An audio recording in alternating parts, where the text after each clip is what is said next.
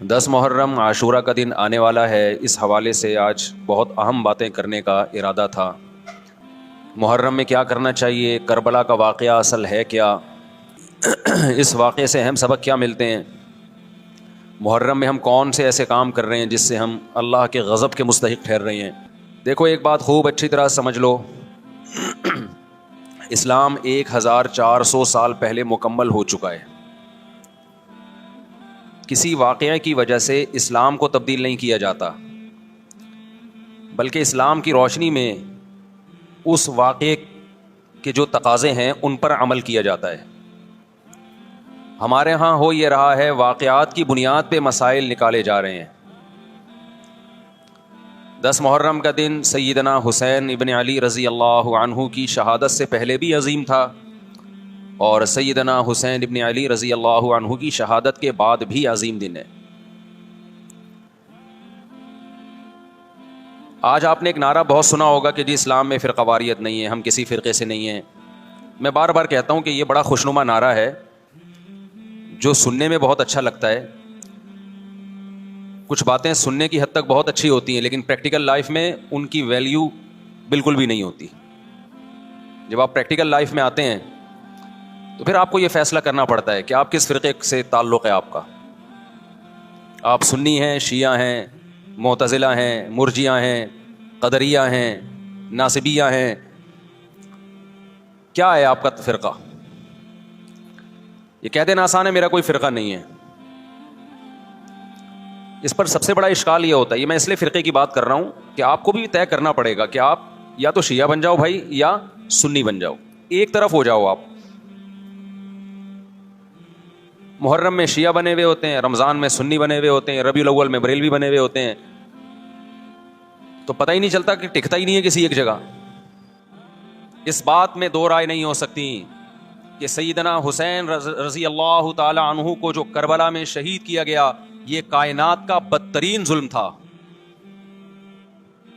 जिसने आपकी गर्दन मुबारक पे तलवार रखी, उसकी बदबख्ती में दो राय नहीं हो सकती। बहुत ही कोई शकी और बदबख्त जो नवासे रसूल सल्लल्लाहु अलैहि वसल्लम के कत्ल की तरफ बढ़ा, बहुत ही कोई बदबख्त और बदनसीब जो कूफा के गवर्नर इब्ने ज़ियाद के कहने पर नवासे रसूल से लड़ने के लिए निकला, जो इस जुल्म को जुल्म नहीं मानता, वो भी अपने आप को जहन्नम में जाने के लिए तैयार कर रहा है। फिर करबला में एक बड़ा जुल्म यह हुआ कि सिर्फ सैयदना हुसैन इब्न अली को शहीद नहीं किया गया, आपके साथ जितने मर्द थे सबको शहीद कर दिया गया। लेकिन हमें पैगंबर सल्लल्लाहु अलैहि वसल्लम और सहाबा की सीरत में क्या मिलता है, मैं एक आयत से आपको समझाता हूं। मुशरिकीन मक्का हजरत इब्राहीम अलैहिस्सलातु वस्सलाम की के नसब में होने पर और आपसे मोहब्बत पे बड़ा फख्र किया करते थे कि हम इब्राहीम की औलाद में हैं, हम इब्राहीम के दीन पे हैं।